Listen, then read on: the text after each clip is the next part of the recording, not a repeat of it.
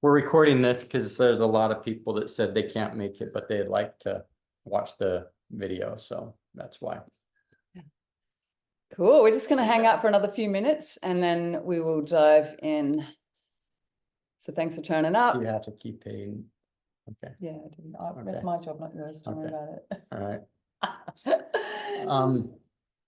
Anyway, you can start. Yeah. Thanks for coming, you guys. This whole, when I saw these layoffs like slamming the internet, it really just made my heart sort of like fall through the floor. Especially with companies that I know, and I know a lot of people in those companies. And there's I want to just get on the phone and just say, oh my gosh, dude, like what's going on, with the company. And I wanted to do that to a lot of people. And I figured, what's a way I can do that just helps sort of share some things that has really, really helped me over the years. And I thought, let's just do this webinar. I think Kat is much more versed in doing a lot of online content, with her practice with Nowism. And so it just seemed really easy to do something like this. So thanks for popping in, you guys. And hopefully after, I think it's about an hour, we'll do this thing. And hopefully there's some things that we'll share that you have good takeaways, whether you're in the middle of a layoff or not, or whether you're just, in the industry and you're just sort of like, why the hell am I still in this crazy industry? It's like full of ups and downs.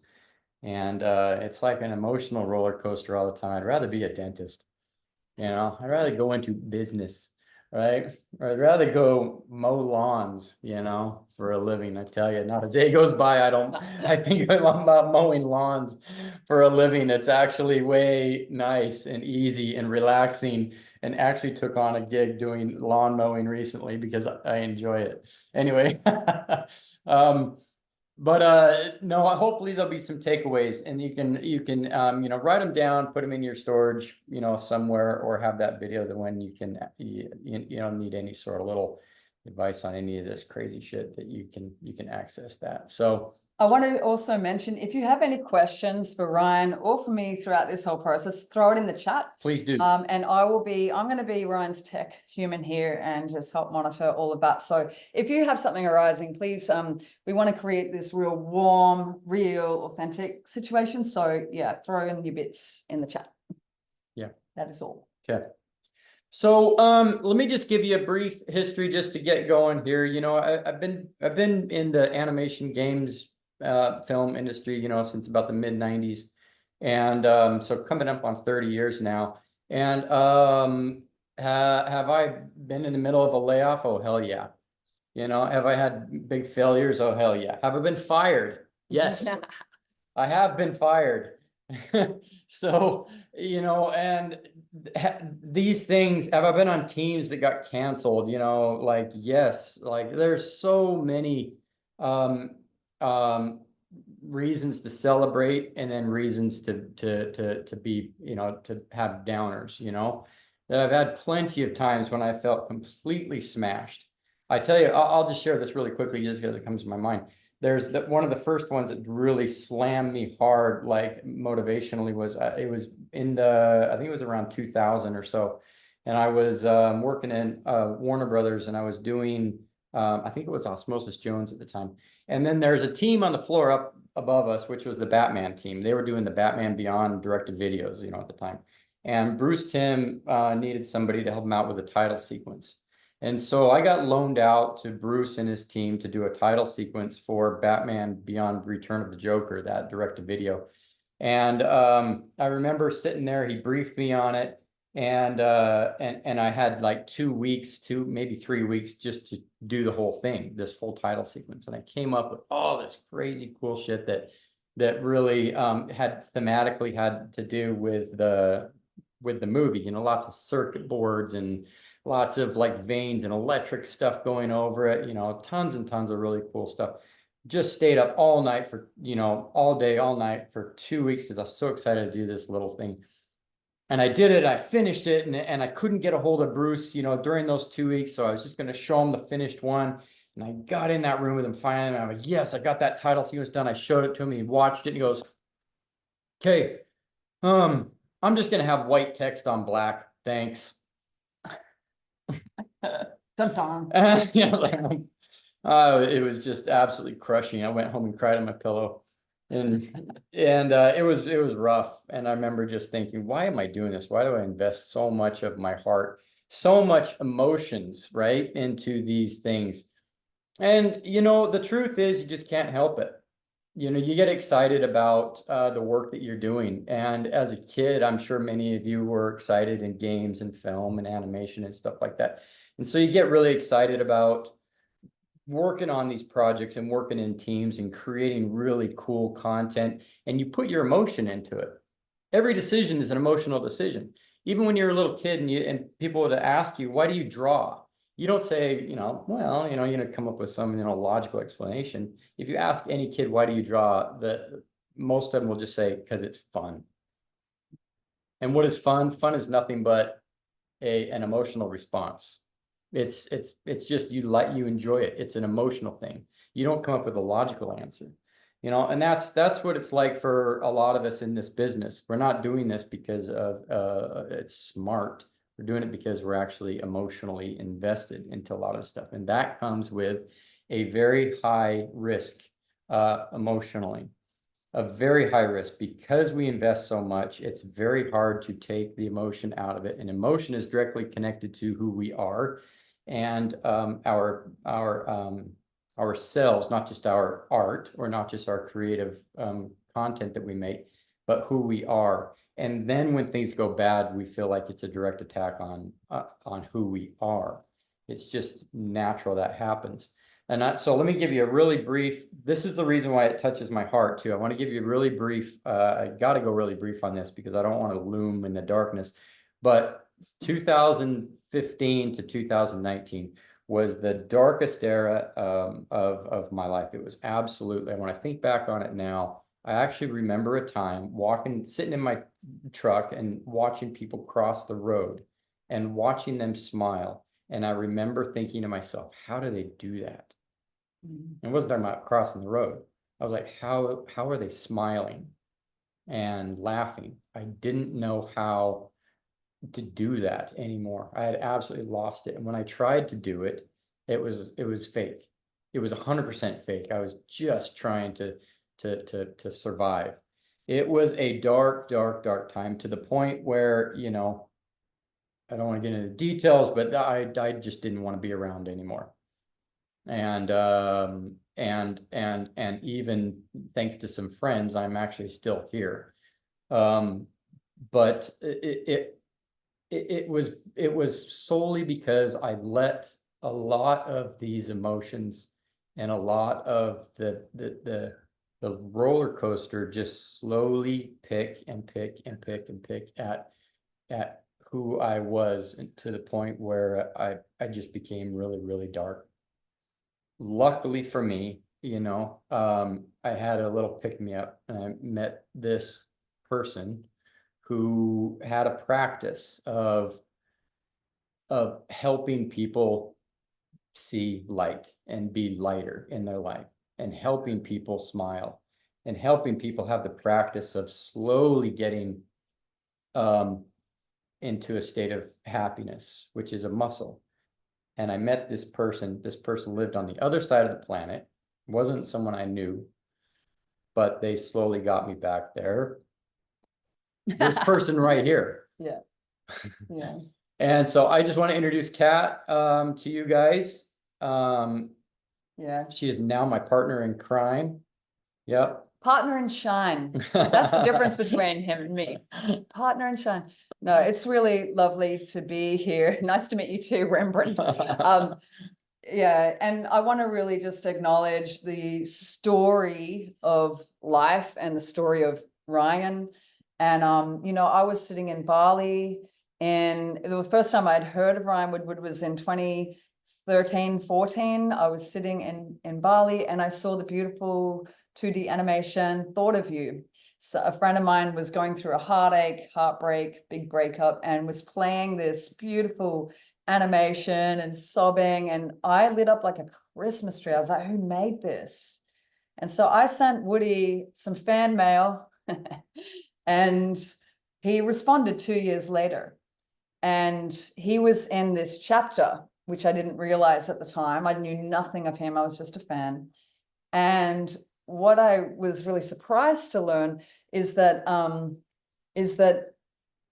Ryan's opinion of life was pretty much like this: humanity is dark and man is inherently evil. You know, that philosophical question that if you've ever been in a philosophy class, it's always, is man inherently good or is man inherently evil? And it's a wonderful debate, you know, and I was convinced man is inherently evil. Meanwhile, just totally convinced. You know, I live, breathe, a practice. I coach people all around the world on the context that man is inherently creative, brilliant, beautiful, divine, and that there are gifts in us that want to be unlocked. And as I met the person who created Thought of You, I was sort of shocked that he was so dark and he was so down. Fast forward a little bit further. I was like Eeyore. Yeah, oh bother. You know, he really had a negative response to most things, but I was very interested in Ryan's heart and his mind and his brilliance and his story structure. You know, he was absolutely like a hero in my mind. And then fast forward a few more years later, we had this texting friendship, but then I started to realize that Ryan was actually spiraling, and he was spiraling fast. I can pick it in language, the way that people talk in text, and something in me just wanted to intervene. And so I started to turn up with voice messages, which we hadn't done yet. And my message to Ryan was, I know that it looks bad, and I know that your back's against the wall, and I know that it feels like you've failed and you're falling and that there is nothing left for you. But what if this is an initiation? What if something's trying to happen through you? Like, what if actually you're about to step into the next stage of your evolution? Now, at the time, Ryan was on a different frequency, and it was hard for him to hear that. Well, yeah, when you're in the mire, when you're in the muck, it's hard to see out of the muck. You know, like when you're in that state where you're really, really dark and someone says, God loves you. You just want to say, you know, you just don't want to hear that, you know, and people say, oh, you know, I love you and everyone supports you. And when you're there, you don't want to hear that shit, you know, and no matter how beautiful and wonderful their intentions are, when you're in the muck, you can't see out of the muck. And there is a survival mode that a lot of us find ourselves in, where we're not trying to improve. We're not trying to get better. We're not trying to become, you know, like something on the next level. We're just trying to get to the next hour. You're just trying to get to and then when you survive that, well, at first it's like minute, right? Get to the next minute, and then you want to get to the next hour, and then you want to get to the next day, and you know, then it improves from there. But you just don't want all this like happy gushy shit thrown at you. Baby.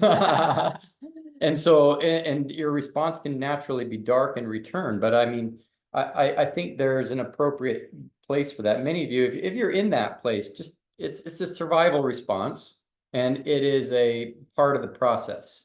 You know, it's absolutely part of the process, and you got to be there as long as you need to be there. Don't rush out of it. You just be there as long as you need to be there. Yeah, and so, you know, as I was turning up in Ryan's life and realizing that he was in this really spiraling down place, I started to share with him some tools and tips and tricks that could assist him to just start to soften the meaning. And this is a really key piece that I think we want to share today, is the meaning that he was constructing around what had happened to him. You know, the thing about us human beings is that when there is a loss, like a layoff, when there is what can be a perceived failure or an ending, in that moment, there is an elevated emotion of doubt, of worry, of fear of what is next. There is an uncertainty that through this elevated emotion, it's really easy for us to start to construct a story around this of, I'm not good enough. I failed. How come I'm the one who's lost this gig or lost this family or lost all the money or burned the freaking house down. Like the story that we start to construct in these hyper emotional moments is Yeah. really important. And our message today, which we're going to start to cover, is there are options here to strategize when you're having these heightened emotions. And it's not about covering it up though. Yeah. And that's your main message, isn't it? Feel it. Feel first. it. Yeah. That's so important. If you're experiencing emotion, it's really important to let it ride. But with a caveat here, which I'm going to get to. Right. There's something that really interesting. I can't remember where I learned this, but it's really been part of how I think about this now. But when we feel an emotion, a prolonged emotion slowly turns into a mood. And then a prolonged mood slowly turns into a trait. And then a prolonged trait slowly turns into a personality. So I think it's really important that we see our emotional responses not just as a singular moment in time, but as a sequence of emotions, as a sequence of moods, because that's when it can actually start to affect who you are on a deeper, more I almost want to say existential level. You know, because then you start doubting, like even you start the dislove process of yourself, which is horrific. Can we put this into the context of the layoff? So the layoff happened. Yes. You have an emotion, which is what? Well, at first it's sadness, right? Because you're kind of, I mean, we've all, and many of you probably have understand what those like 5 stages of grief are, or they say 7 stages, or some people say 12 stages. Doesn't matter. But 172 yeah, stages. Yeah, I know, but you go through them. But it's important to sort of recognize at least some of those stages. Like one of the first emotions you usually experience is a sadness. It typically turns into an anger. And that anger is usually directed towards people that are not laid off. It'll be directed toward the company that laid you off. It'll be directed toward humanity in general. It'll be directed toward the industry.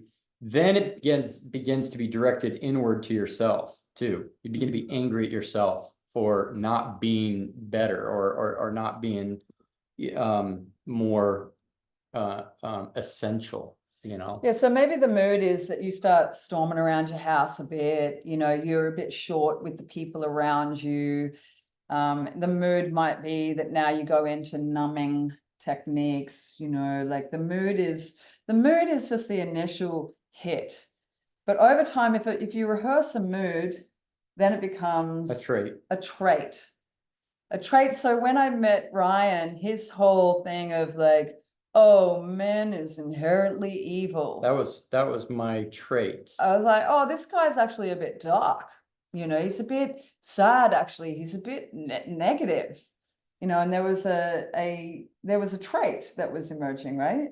Well, it actually went into a personality, because I remember when I left a company several years ago, I left a company and then someone said something about some info got back to me somehow, where it was like, oh yeah, that Ryan guy. Yeah, I remember when he was here, he was dark. Yeah. That's what they said about me. And I remember going like, wow, like I tried so hard. I tried so hard not to be dark, but I was dark, and it became my personality because I had let that emotion, mood to trait to personality. I let that get out of control, you know, to that point where that was how I got to be known. And man, you know, when that was a sort of a big eye opener, and I realized I got to do something here. I got to do some work. I got to understand what's happening inside of my mind, inside of my brain. I got to do those things on a daily basis, flex those muscles of you can call them like muscles of like positivity or happiness or whatever. Flex those things, do the practices. And I got some coming up here I'll share with you. And the difficulty in this is when your environment, your circumstances, the events that have taken place are not actually content that make you feel positive, that make you feel grateful, that make you feel like I'm in an upward swing of expansion, then you know you feel justified in your sadness, you feel justified in the sort of frustration or anger or, you know, the rage, like whatever it is that you're experiencing. And so the trick here with this practice is to know in your heart that you can't wait for the environment to behave in a certain way so that you feel something. You have to start using your mind creatively. And the good news here is that you're all artists here, is start using your mind creatively to point towards things that can lift you, but don't make it about the content around you. And that was the hardest thing for you, wasn't it? Yeah, I actually had to, and it's not necessarily content. I had to disconnect myself as an artist from as a person. There's two different things.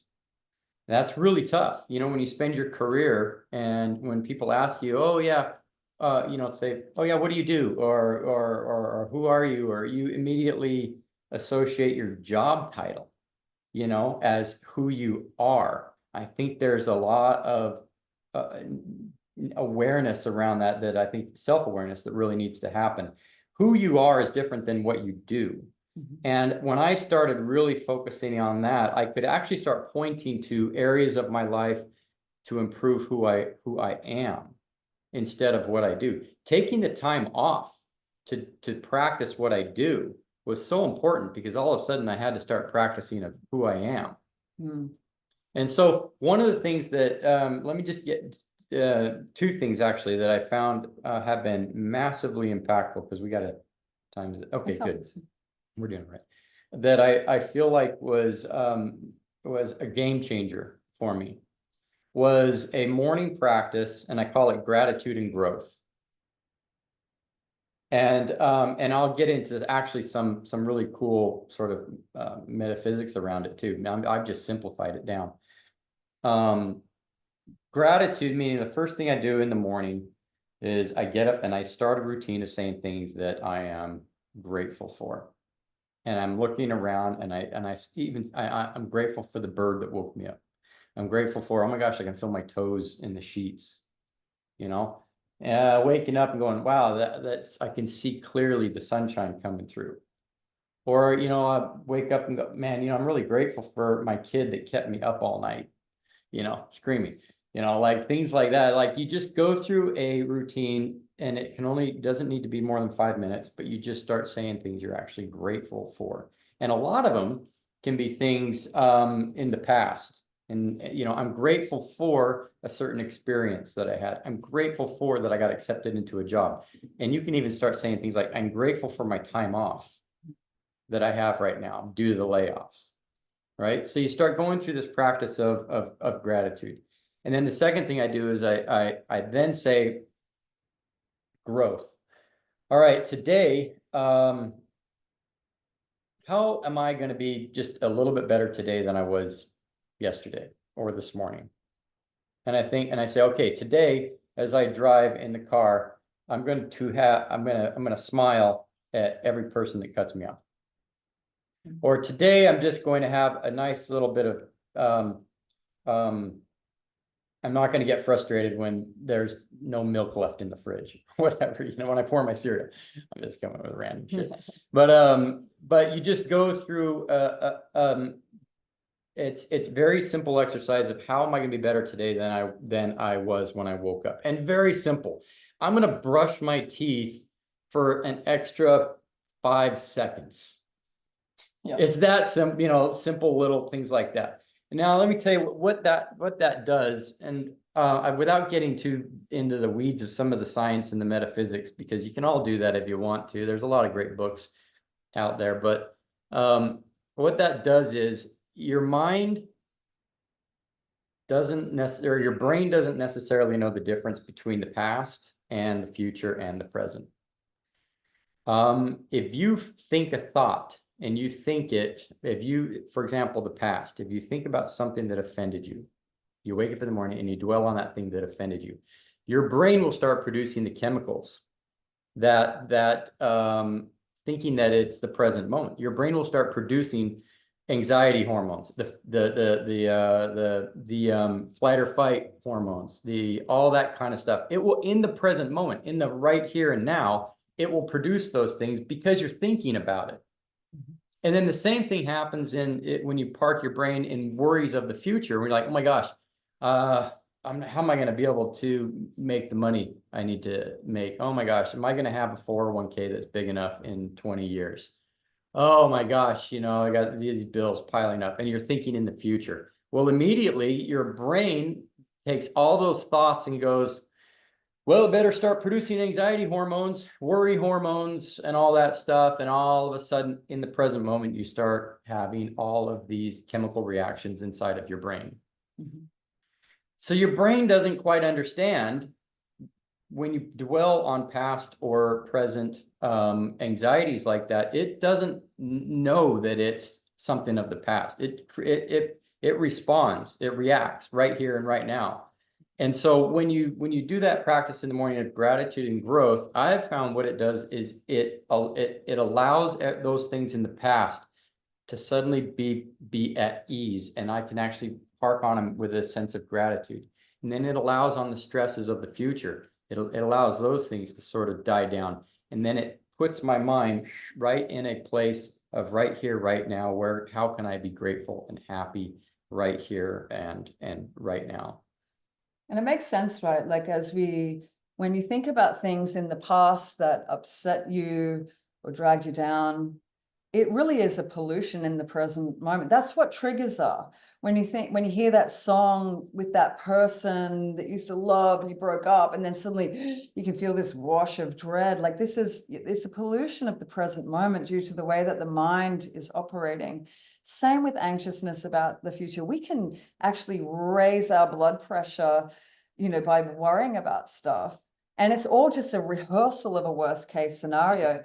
The mind is actually such a powerful, phenomenal machinery, and it's really easy to misuse this brilliant machine so that it's working against you instead of for you. So in the same way you can rehearse worst case scenarios, you can actually rehearse best case scenarios and have that actually work for you. But I want to say one other thing about gratitude and the actual, in my teachings that I do all around the world now is we focus on gratitude as a practice, but it's a bit cliche, isn't it? Get out your gratitude journal and write down what you're grateful for. It's like, yeah, whatever.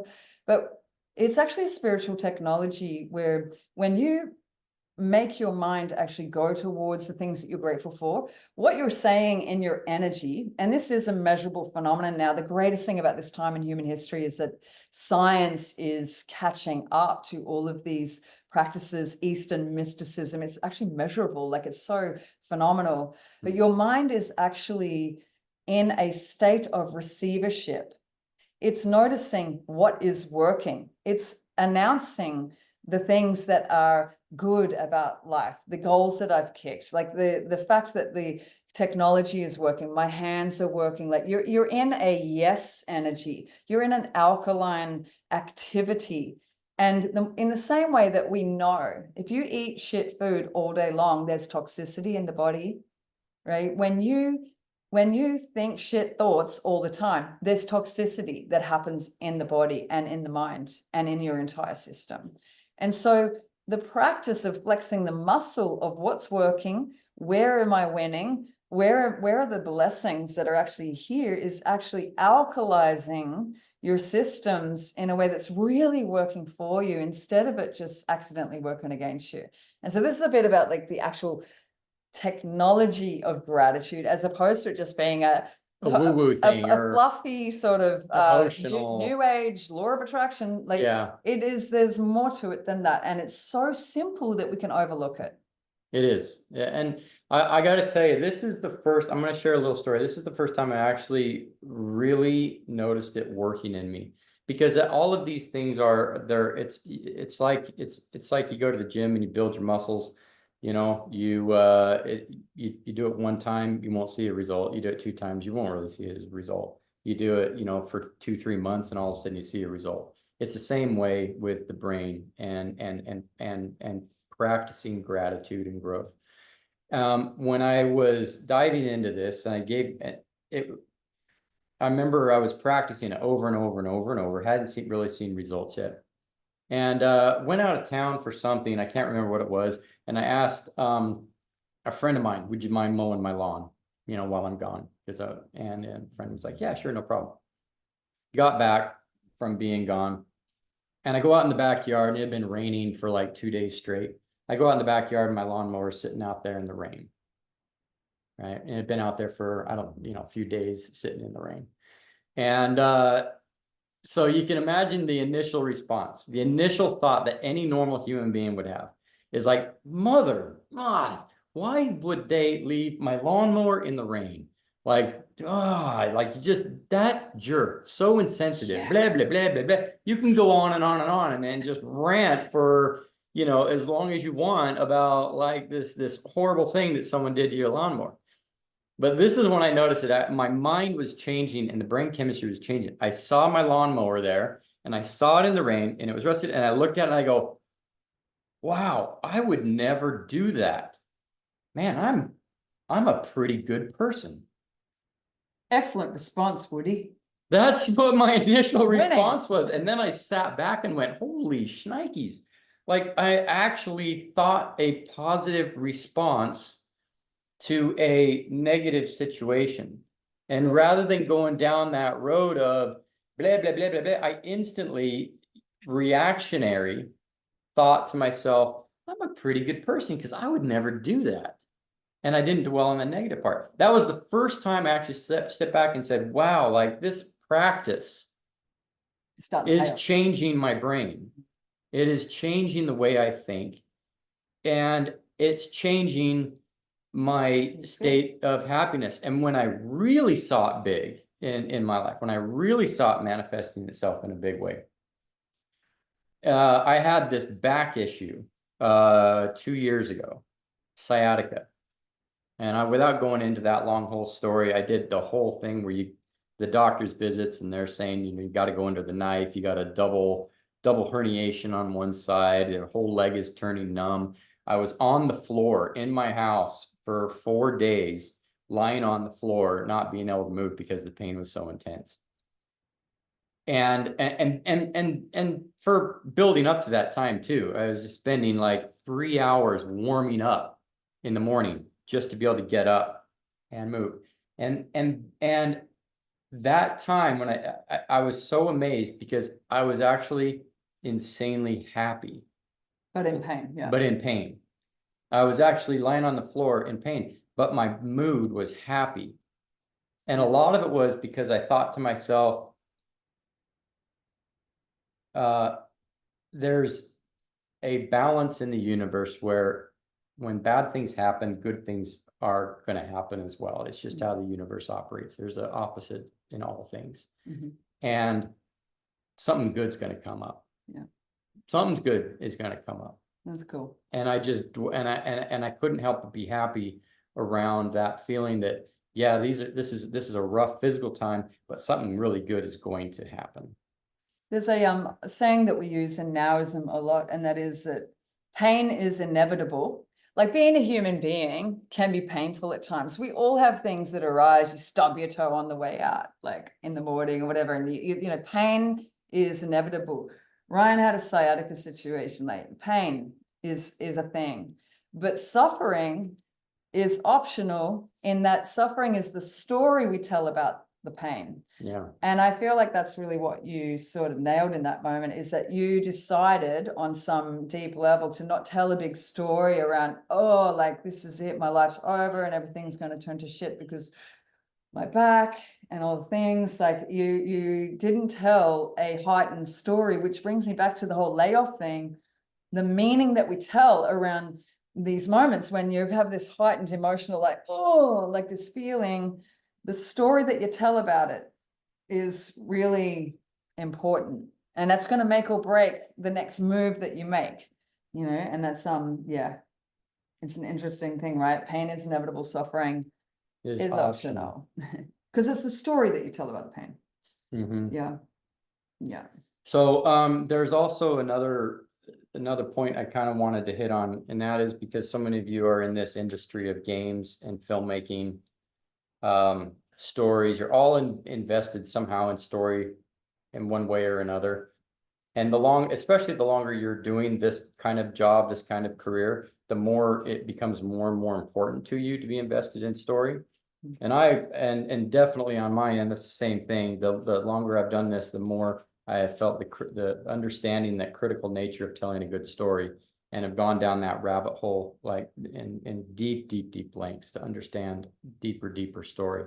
And one of the funny things that I think we can all associate with as artists in this industry too, when it comes to story in our own lives, is that, you know, you go to a movie or you play a game or some kind of entertainment, and if the main character that you're following, let's just make it a movie to Simplify. Yeah, simplify. The main character that you're following, if they go through a really tough time, and then they come out of that tough time through a lot of ache and through a lot of struggle, and whether they, you know, save the universe or just Face a phobia. face the phobia, whatever. Yeah. You know, still when they come out ahead, and you feel that in the story, you walk away from that film and go, man, that was a good story. Because there is an equation that happens, the struggling versus the reward. You want that equation to be appropriate. You know, if it's out of balance, you typically walk out of there going, yeah, I'm not so sure I really enjoyed that story. If the main character, and then worse, if you're watching a movie and the main character didn't even go through any challenge whatsoever, really, they didn't really have a hiccup in the beginning, you know, a setback in the beginning to deal with, some kind of limitation, some kind of you know, fault. If they didn't have anything like that, and then they end up saving the universe, or everything was just given to them, right? And then they end up doing these amazing things.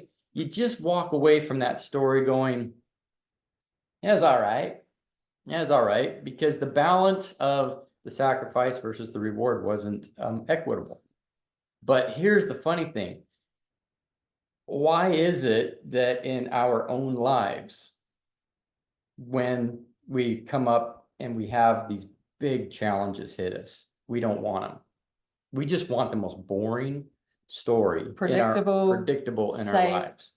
Yeah. We just complain about it. We just get hit with something like a layoff, and we just let it just run its you know, destructive course sometimes, or whatever that challenge is.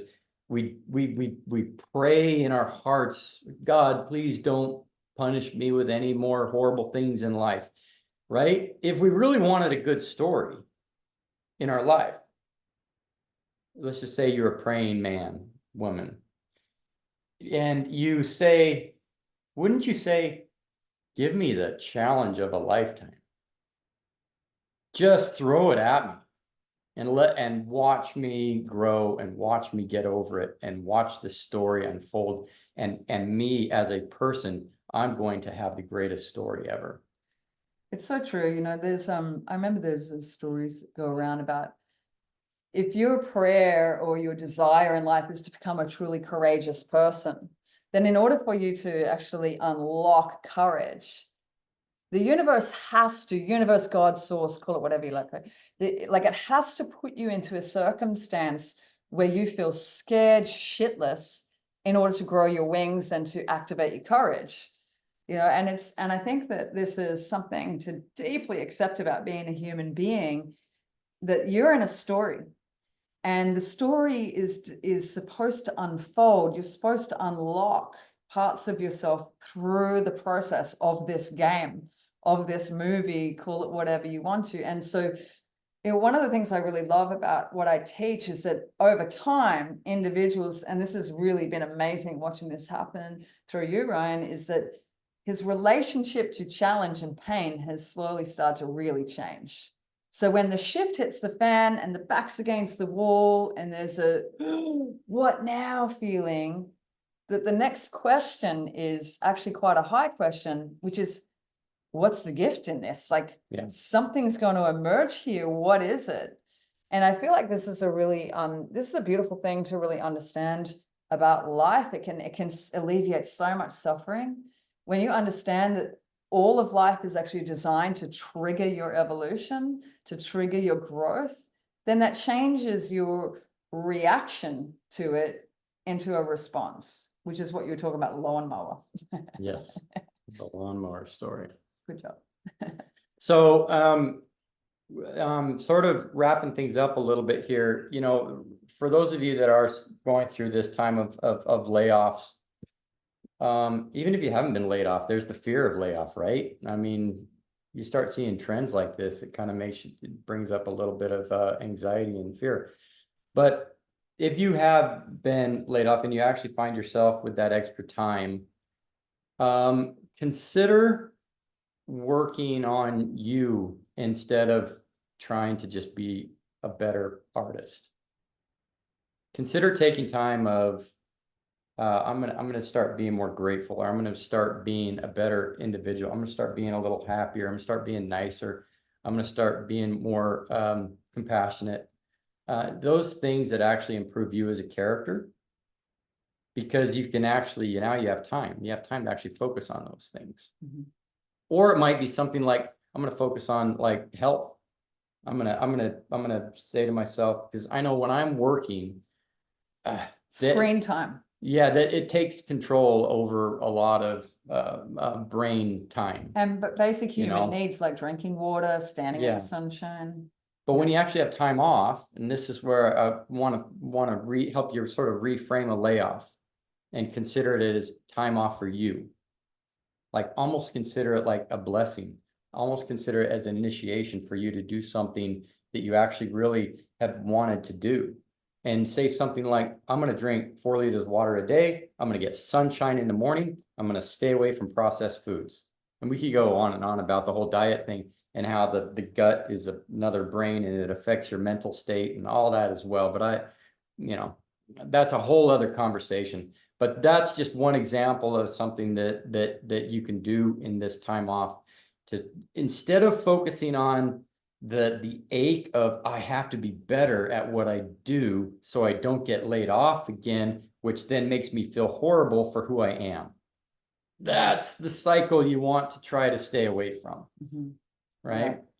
Get into a higher response about what a layoff means. Layoff also meaning loss, like any endings, relationships, getting kicked out of your house because the people are coming back who own it, you need to find a new rental or whatever. Like life is full of endings and beginnings, but this reframing of the story, I think, is where our messages really sort of combine. And you do have the opportunity too to do for those of you that know, I like to do a lot of personal projects on the side. And what Justin's saying there. Yeah, and a lot of them are just sit on my computer that no one's ever seen, because the whole point of a personal project is it flexes those artistic muscles for you. Be really careful and really analyze your motives when you start doing a personal project. Are you trying to get likes on social media? Are you trying to get higher pay? Are you trying to get a better position? Like those are things you got to look out for when you're doing a personal project, because then again, you're associating who you are with what you do. And then you will, if that's always connected, then your life will always be subject to happiness and sadness based on your job. So, but what you can do with a personal project, you can say, I'm going to do this for me, and tell yourself, like, no one's going to see it. No one's going to say, I'm doing it for me. I'm just going to do it because I really like this content. I want to just enjoy the process of doing this thing. You can decide later on down the road if you want to show people, but when you make the decision to do it, and then you do it, really try hard to convince yourself, this is going to stay on my computer. I'm doing this because I love to do it. And you retrain yourself to love what you do instead of loving the product of what you did. Yeah. I hope that makes sense. It's a process. Into a whole other topic of loving the process versus product. Yeah.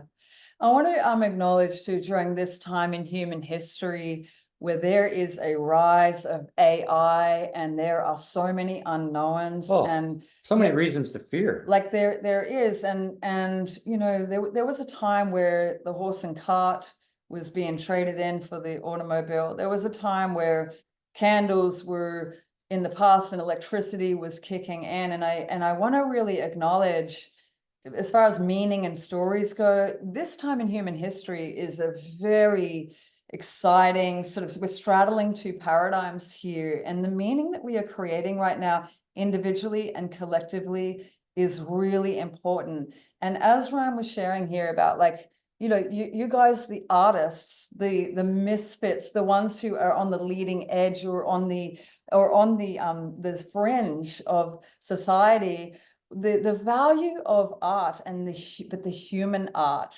the art that is loaded and coded with actual human story, emotion, trauma, celebrations, victories, desires, vision, you know, I believe, and how's this for a sort of reframe of the meaning of the rising up of AI? I believe that collectively we can start to place a much higher value on human art. You can see it, right? When you see AI art, you're like, you know, it's pretty predictable now. Like you can see it, but like there is a new opportunity here for us to really put a high value on who we are and what we're bringing through, and that the human touch is going to become more and more precious. And I want to dare every single individual who dared come up into this conversation today, which, by the way, is almost a taboo conversation. This is a burnout, and all of this stuff that we talk about here in this industry is relatively unspoken about. I just want to acknowledge you for that part of you that turned up today to just check out what Ryan's all about at the moment. Like that you're like what you're representing during this time and the way that you turn up in this paradigm breaking moment in human history really matters, and that together we're better, actually. You know, I know that I'm just going to address that topic really quick before we're almost out of time, but Yeah. the whole AI thing, I know that's a big conversation that everybody has all the time, and there's more and more and more of it popping up. And it's going to run its course. Well, when I say run its course, I don't even know where it's going, honestly, but it's going to keep becoming more prevalent in front of our faces. It's just, you can't stop that kind of a thing at this point. But again, it's looking at what is the gift in this, instead of looking at it like, what is the threat? How is it going to negatively impact my life? Instead of focusing on that, what is the gift? How is this going to be amazing for me? And I tell you what, and you can answer that very specifically for yourself. But for me, I think to myself, there is a lot of mediocrity in games and film and animation out there. A lot. There is very, very little greatness in all those areas. AI is saturating the mediocrity market, and it will continue just because of the nature of what it is, how it derives solutions from past problems, basically. It's convenience, faster, quicker, shinier. It will saturate so many disciplines and creative, they call them creative, but solutions with mediocrity. This is an opportunity for humans that are going to be persistent and ride this wave to be greats. Represent. And to do those Now's the things time. that's going to be better than what AI can create. And right now, we're in a sensational time with AI. Everything's sensational. Every time I see something, there's an element of me that goes, holy fart, that is amazing. You know, like, I can't believe it can do that, right? And so but getting past that sensational aspect of it and start realizing, okay, what is the gift in this? How is it going to run its course? How am I going to evolve? What is my role in this rise of AI? How can I be a better human that creates art? You know, what does it mean to be a better human that creates art? Where do I have to go to solve artistic problems to be different? Where do you have to go in your mind? Maybe you got to be more human. Maybe you got to think deeper inside yourself and do artistic things that come from a deeper, more existential place. Right? Yeah. But just recognizing that you do have a role in this and that it is to rise above that mediocrity. That's, at least that's how I have reframed my thinking when it comes to AI. But you know, the jury's out, and I could change my mind tomorrow when I see something new. But this is the thing, that the opportunity in deciding what your story is in this, you know, how much better is it to rise up and to put a high quality on human art instead of just feeling defeated by the crazy fear campaign that is sweeping across the world, you know. And so, but don't underestimate the muscle of the mind and all of these things that we've pointed at today. We've really shared and just pointed at these things a little bit, but don't underestimate the flexing of the muscle when the whole world is caught up in a conversation of fear, doubt, lack, loss, worry, scarcity, frustration, anger, and not enoughness. To represent gratitude and possibilities takes a huge amount of choice in your own heart and a lot of discipline and focus to just like turn up and represent, you know. And I want to like mention that because being positive is not sexy during this time in human history. Sadness is sexier. Actually, feeling defeated and being the victim is just more popular. and it's going to take like you guys. I'm so broken. You know, like, and then we get together, you know, in Nowism, we have a little joke about it. Don't join the difficult. Like when you join the difficult and then you sort of like talk about how hard it is and how like we feel so defeated, there's a momentum that kicks in, and don't underestimate how that pollutes your present moment. Well, and just bringing it back to, we're going to wrap this up now, but just bringing it back to a few key points. Remember, emotion, when you feel an emotion for a sustained period of time, it turns into a mood. And when you feel that mood for a sustained period of time, it turns into a trait. And when that is around for a sustained period of time, it turns into your personality. You can nip it in the bud when it's emotion. Let it ride its course, but then put the brakes on. It's harder to nip it in the bud when it's a mood, and it's really hard to nip it in the bud when it's a trait. And when it becomes your personality, you don't even actually know that it's part of your personality. Yeah, you're actually when you cannot be very objective on your own personality. Right. You can be objective over your own emotions, moods, and traits.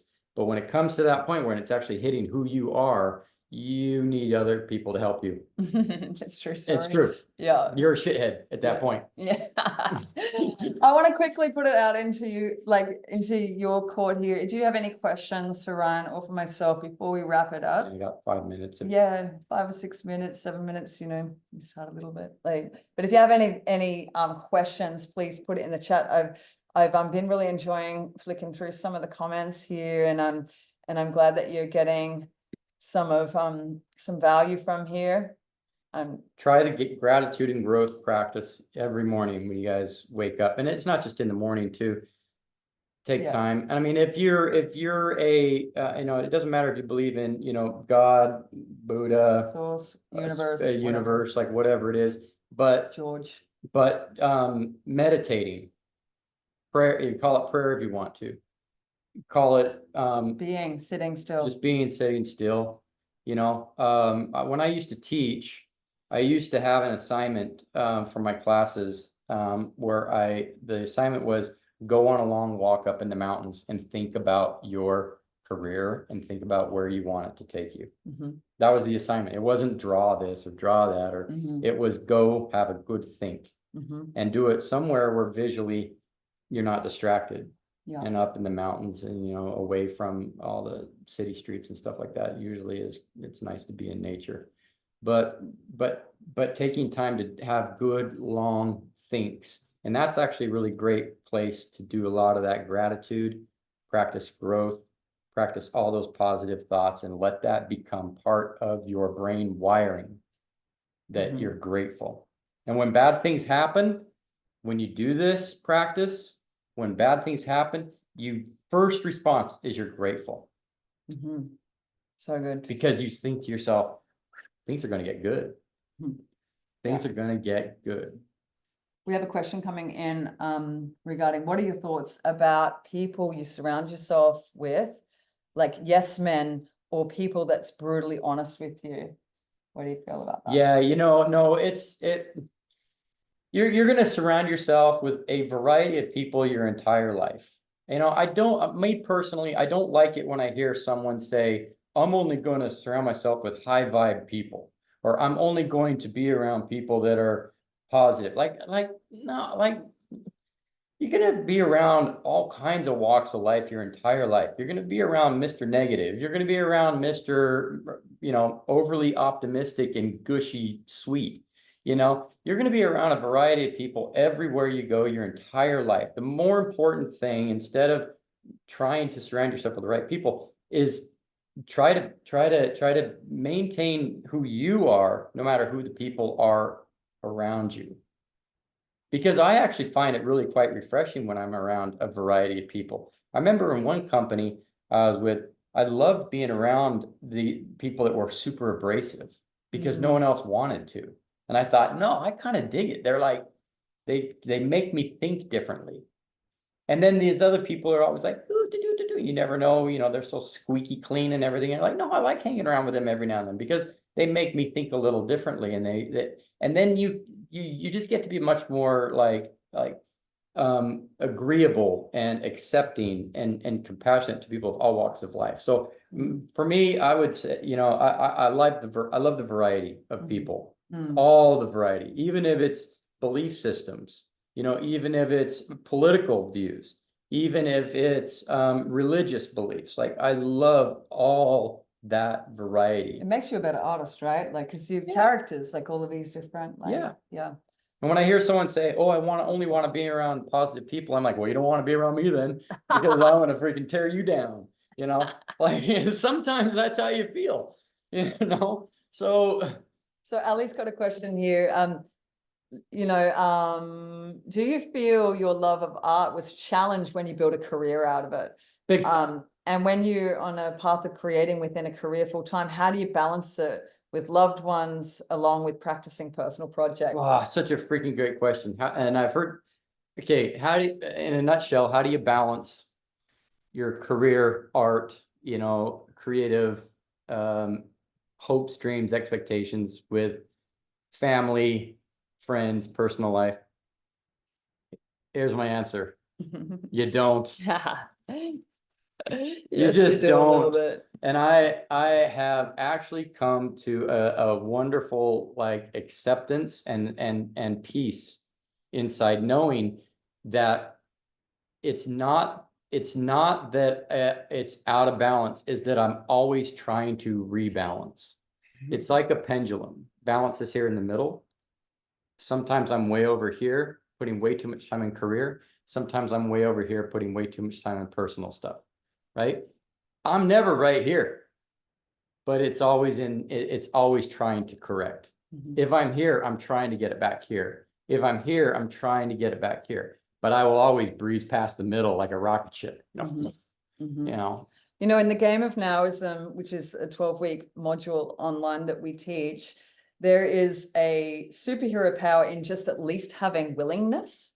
Like if you can at least be willing to give it a go, then that's like, even if you're throwing your toys and you're having a proper freaking meltdown, there's a part of you that's like willing to admit like, okay, I'm having it, but it's temporary and I'm going to find my way back to some sort of equilibrium. But I always love this about Ryan when he say, people ask this question quite a lot, like, how do you create balance? And he's like, I don't. And I feel like it's such a beautiful honest saying of this, the swing of the people, artists, human, The reason being is because I recognize the anxiety and the feeling of lack that it creates when I sit there and try to hit balance and I never achieve it. Yeah. All it does is make me feel, shit, I'm not good enough. Shit, I'm not balanced enough. Shit. That's all that's the feelings that it makes me feel. So finally, I found so much peace just saying, I don't know. I'm working on the balance. I go this way, I go that way. But I do know one thing. I may not be balanced, but I'm trying to get there. And then this feeling of peace comes over me. That just because it's not landed, at least I'm in the process of trying to get there in one direction or another. Justin's commenting here that the other aspect is the pressure of the loss of balance if you sometimes get a moment of it, which then can cause a tumble. Yeah, yeah. There is a, like, in the practice that I assist people with, we try and get into a normalization that all is well, mostly, and that things are temporary, so that when because there is this fear, like when you're having a high flying moment and things feel really good, that means balance in the universe, brace yourself, we're going to crash. Yeah. But the anticipation and rehearsal of that worst case scenario is also part of the problem. And so, like, finding yourself to be able to have a response to challenges and trusting that it's actually all working for me, not against me. Like, it's really, it is a practice that we have to pump the muscle, knowing that ultimately the universe is friendly. Ultimately, doesn't mean that pain doesn't happen, but that ultimately it's friendly. And I think that when you develop that as a strong context, it can serve you, If you think about it, if you're standing on a fence and you're right on the top of the fence and you're balancing yourself, how long can you actually be there? You're going to fall, one way or the other eventually. Yeah. So you're going to be off balance. I like that. Two helpful phrases. Yeah, nope, and fuck it. I like that. There's another one that I really like, which is just what now? Yeah. What now? What now? That's a really great phrase, because no matter what slams you, by saying that, you're actually questioning like the better outcome. What can happen now? What now? And it's always relevant because, and this is something that I experience in my work, is that people sometimes want to go back and work out why they're so messed up. This happened and this happened and this happened. And look, we all experience traumas and we sort of wear them on our sleeve. But even if you work out where it all went wrong and why you are the way you are, the question and the offering in the present moment is the same. Now what? So even if you understand it, or even if you don't understand it, the opportunity remains the same. Now what? And I think that's a sweet thing to know. I think we'll probably wrap it up here. Omar's asking, what's the best advice you've ever heard? Oh gosh. In a nutshell, one sentence.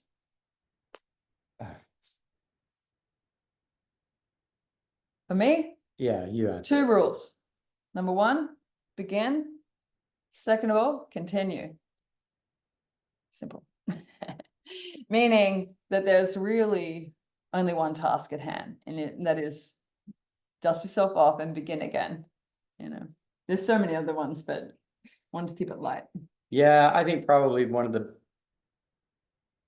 best advice I heard was take comfort in just saying, I don't know about stuff. Yeah.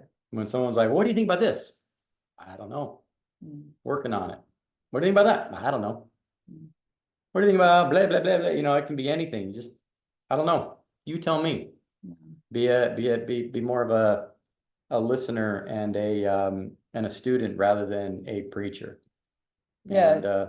And just saying, I don't know, it opens you up to learning and growing. That's something I learned from you was try to have no absolutes. Oh yeah, that's part of I don't know. Yeah.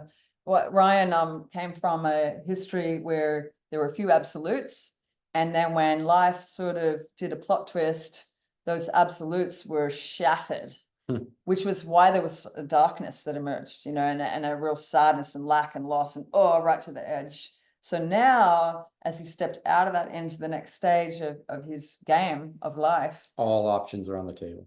He might change his mind, and I think that's a very beautiful, organic, fluctuating way to be, is that it's very peaceful. Yeah. In that place. Yeah.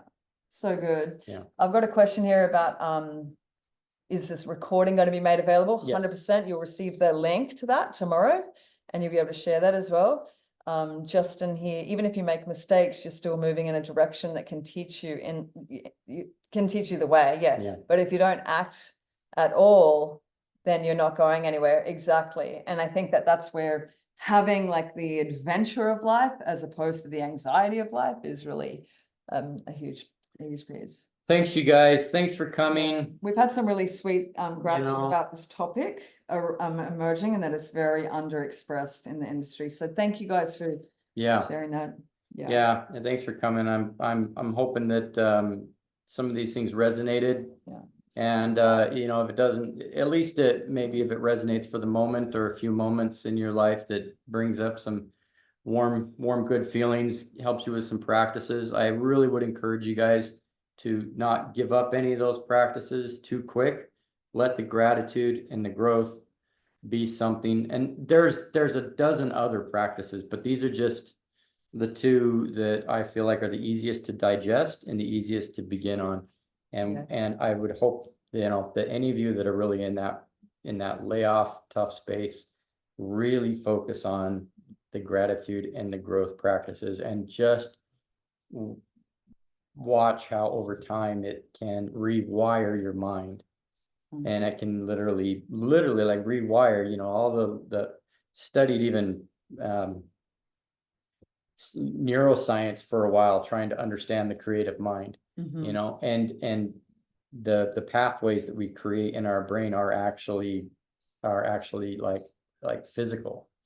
When we have habits of thinking, those are water flows in the direction of downhill, you know, and that's where our thoughts will go.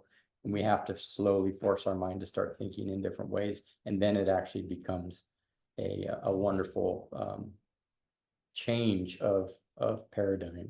And be patient about it. Hey, be patient about your process in this. You spent 20, 30, 40, 50 years becoming this version of you. You got to give it a minute before, like, you know, some of these muscles strengthen, you know. So, but we want to thank everybody for turning up. And we're really acknowledging the need for more of this conversation in the realm of artists.